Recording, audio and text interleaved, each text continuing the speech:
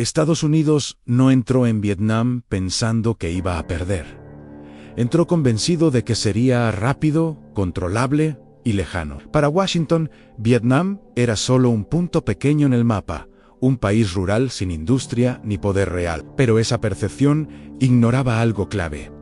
Vietnam llevaba décadas luchando por sobrevivir. No era un conflicto nuevo. Era la continuación de una guerra mucho más antigua. Antes de que llegaran los soldados estadounidenses, Vietnam ya había sido colonia francesa durante casi un siglo. La población había aprendido a resistir, a esconderse y a esperar. Cuando Francia fue derrotada, el país quedó dividido en dos mitades artificiales, un norte comunista y un sur sostenido desde el exterior. Esa división no resolvió nada, solo congeló un conflicto que seguía ardiendo bajo la superficie. Estados Unidos observó esa división desde una lógica fría. La Guerra Fría, el miedo al comunismo, lo dominaba todo. Si Vietnam caía, pensaban, el resto de Asia caería detrás. El país dejó de ser una nación con historia propia y pasó a ser una ficha estratégica. No se analizaban las causas internas, solo el resultado geopolítico, y ese error conceptual marcaría toda la guerra. Sobre el terreno, la realidad no coincidía con los informes. No había líneas de frente ni batallas claras. El enemigo no vestía uniforme, no defendía ciudades y no se dejaba ver. Se movía entre aldeas, selvas y túneles. Para un ejército diseñado para guerras convencionales, aquello era desconcertante. Vietnam no se podía medir, ni controlar, ni conquistar de la forma tradicional. Aún así, en Washington dominaba una certeza peligrosa. Esta guerra se puede ganar. Se creía que bastaba con enviar más recursos, más asesores y más presión militar. Nadie cuestionaba si el planteamiento era correcto. Esa confianza inicial, casi arrogante, empujó a Estados Unidos a cruzar un punto sin retorno. Vietnam estaba a punto de convertirse en una guerra total. Al principio, Estados Unidos no envió ejércitos, envió asesores. La palabra era clave. No era una guerra, era apoyo técnico. Miles de militares llegaron para entrenar al ejército de Vietnam del Sur, convencidos de que el problema podía resolverse desde atrás. Pero esa línea se desdibujó rápido. Cada asesor muerto exigía más protección, y cada protección implicaba más soldados. A mediados de los años 60, la escalada ya era evidente. Los asesores empezaron a combatir, y los combates empezaron a crecer. Washington seguía hablando de control, pero sobre el terreno, la situación se deterioraba. El ejército survietnamita era débil, corrupto y poco motivado. Sin la presencia directa de tropas estadounidenses, muchas zonas simplemente caían en manos del enemigo. La confianza tecnológica jugó un papel decisivo. Estados Unidos creía que su superioridad en armas, aviación y logística compensaría cualquier desventaja. Helicópteros, artillería y bombardeos masivos parecían garantizar la victoria, pero esa lógica ignoraba el entorno. La selva anulaba la tecnología, escondía al enemigo y convertía cada avance en una trampa impredecible. Mientras tanto, el Vietcong no buscaba ganar grandes batallas.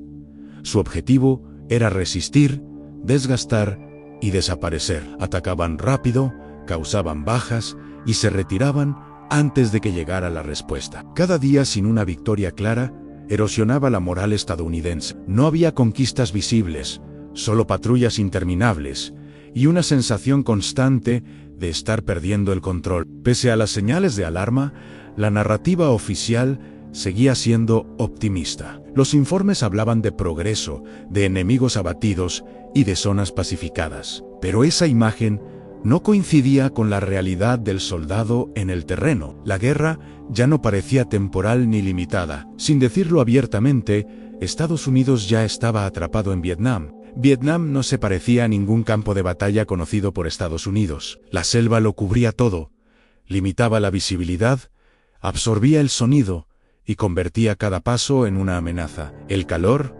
la humedad y las enfermedades agotaban a los soldados incluso antes del combate. No había posiciones seguras, el terreno favorecía siempre al que sabía moverse en él, y ese no era el ejército estadounidense. El enemigo rara vez se mostraba de frente. El Vietcong aparecía y desaparecía sin previo aviso, utilizando túneles, aldeas y senderos ocultos. De día, podían ser campesinos. De noche, combatientes armados. Esta ambigüedad destruía cualquier sensación de control. Cada civil podía ser una amenaza, y cada patrulla podía terminar en una emboscada imposible de anticipar. Para compensar esa invisibilidad, Estados Unidos recurrió a una estrategia de desgaste: más patrullas, más bombardeos, más fuego. Se medía el éxito en enemigos abatidos, no en territorio ganado. Pero esas cifras eran engañosas. El Vietcong podía reponer bajas con rapidez, mientras que cada soldado estadounidense perdido tenía un impacto político y psicológico mucho más grande. Al paso de los meses, la guerra empezó a afectar profundamente a la moral. Los soldados combatían sin entender el objetivo final ni cuándo terminaría todo. No había avances claros, solo repetición y desgaste. La sensación de luchar contra un enemigo invisible, en un entorno hostil y sin victorias definitivas, transformó Vietnam en una guerra mental tanto como física. Ante la imposibilidad de localizar al enemigo, Estados Unidos decidió golpear desde el aire. Los bombardeos se convirtieron en la solución principal. Aviones cargados con toneladas de explosivos atacaban selvas, aldeas y rutas sospechosas. La lógica era simple: destruir refugios, cortar suministros y quebrar la voluntad del enemigo. Pero Vietnam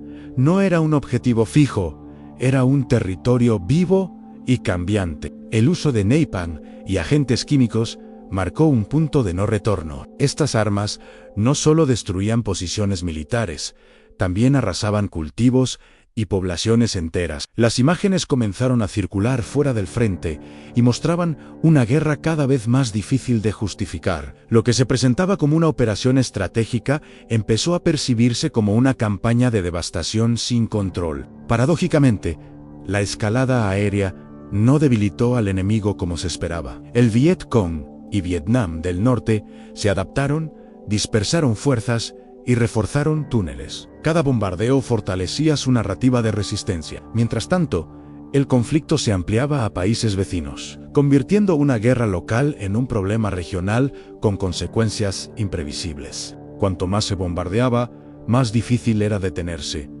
Retirarse habría significado admitir el fracaso. Así, la escalada se volvió automática.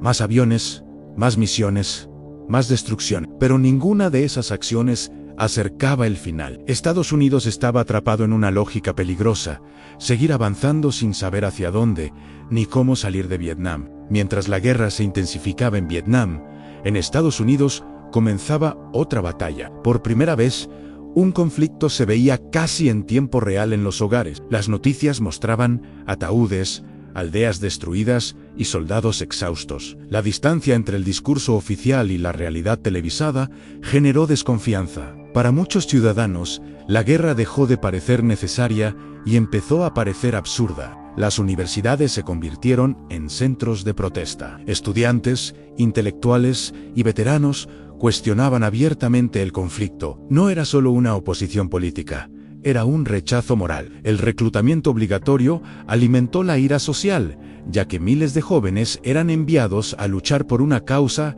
que no entendían. Vietnam comenzó a dividir al país de una forma profunda y visible. Las manifestaciones crecieron en tamaño e intensidad. Hubo enfrentamientos con la policía y episodios de violencia interna. El gobierno respondió con dureza, lo que agravó aún más la tensión. Cada protesta reprimida reforzaba la sensación de que algo estaba roto. La guerra ya no solo se libraba en Asia, también se estaba librando en las calles de Estados Unidos. Este conflicto interno afectó directamente a la estrategia militar. Los líderes políticos comenzaron a preocuparse más por la opinión pública que por el campo de batalla. Cada decisión se medía en términos de impacto electoral. Vietnam se convirtió en una carga política imposible de sostener. Ganar la guerra dejó de ser el objetivo principal. Ahora se trataba de no perder el país desde dentro. A comienzos de 1968, mientras Estados Unidos aseguraba que la guerra estaba bajo control,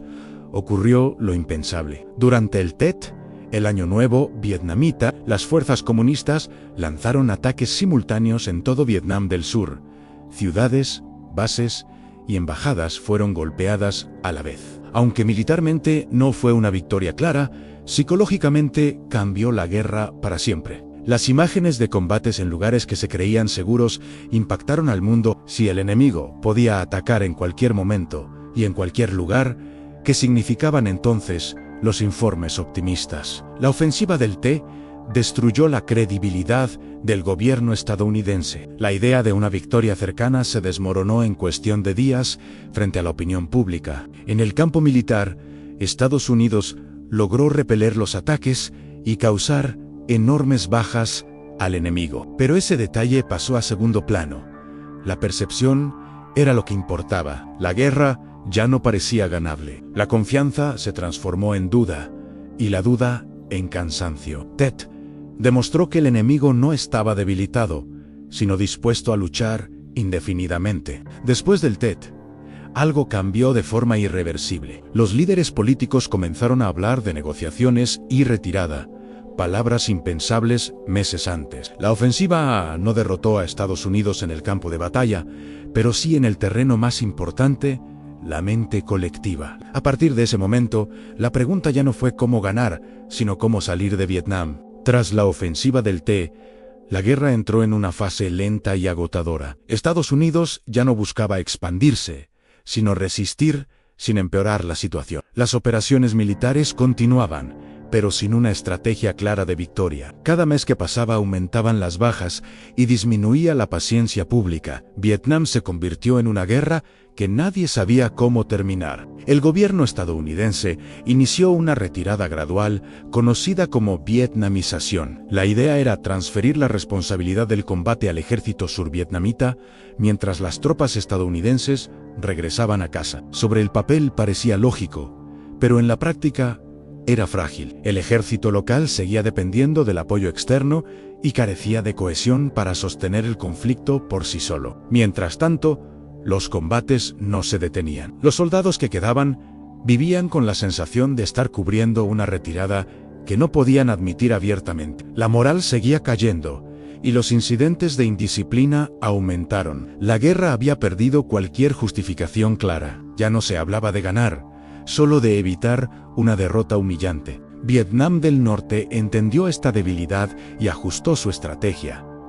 No necesitaban vencer de inmediato, solo esperar. Cada año debilitaba más la posición estadounidense. El tiempo, que antes jugaba en contra del Vietcong, ahora se había convertido en su mejor aliado. La guerra se prolongaba no por esperanza de victoria, sino por miedo a aceptar el fracaso. Con la retirada casi completa de las tropas estadounidenses, el equilibrio se rompió rápidamente. Sin el apoyo directo de Estados Unidos, Vietnam del Sur quedó expuesto. Las fuerzas del norte lanzaron ofensivas cada vez más decisivas, avanzando sobre ciudades clave con una rapidez inesperada. Lo que durante años se había sostenido con ayuda externa empezó a derrumbarse en cuestión de meses. El ejército survietnamita, debilitado y desmoralizado, no pudo resistir la ofensiva final. Las líneas defensivas colapsaron una tras otra. Soldados abandonaban posiciones, civiles huían en masa y el caos se apoderaba del país. La guerra ya no era una lucha ideológica, era una carrera desesperada por sobrevivir a un final que parecía inevitable. En abril de 1975, las fuerzas del norte rodearon Saigón. La capital del sur se convirtió en un símbolo del colapso. Helicópteros evacuaban a personal extranjero desde los tejados, mientras multitudes quedaban atrás. Las imágenes de aquella evacuación recorrieron el mundo y se grabaron en la memoria colectiva como la prueba visual de una derrota histórica. La caída de Saigón marcó oficialmente el fin de la guerra. No hubo acuerdos triunfales ni celebraciones, solo silencio, confusión y un profundo sentimiento de pérdida. Para Vietnam, significó la reunificación bajo un solo gobierno. Para Estados Unidos, fue el cierre amargo de una guerra que había comenzado con confianza y terminado en retirada. El final de la guerra no trajo paz inmediata. Vietnam quedó devastado. Ciudades destruidas, campos inutilizables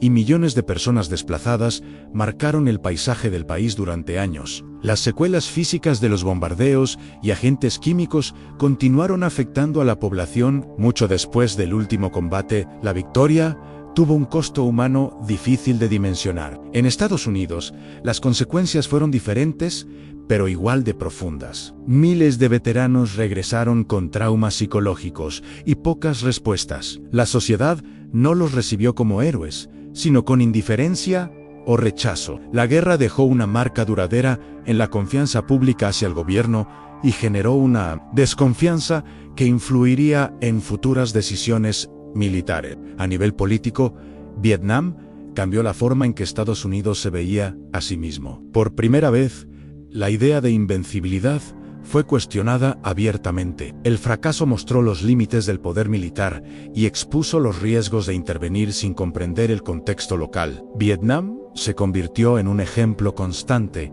de lo que podía salir mal. El conflicto también alteró el equilibrio global. Otros países aprendieron que resistir a una superpotencia era posible. La guerra influyó en movimientos revolucionarios y en la forma de plantear conflictos indirectos durante la Guerra Fría. Vietnam no terminó en 1975. Su impacto se extendió durante décadas, redefiniendo estrategias, miedos y prioridades en todo el mundo. La guerra de Vietnam no se perdió en una sola batalla, se perdió por una acumulación de decisiones mal entendidas. Estados Unidos entró sin comprender el conflicto, sin un objetivo claro y sin una salida definida. Cada paso se justificó por el anterior, creando una inercia imposible de detener. Vietnam demostró que el poder militar no garantiza control ni victoria. La gran lección fue estratégica, no táctica. Vietnam mostró que una guerra sin apoyo social está condenada al fracaso. Cuando la población deja de creer en el propósito del conflicto,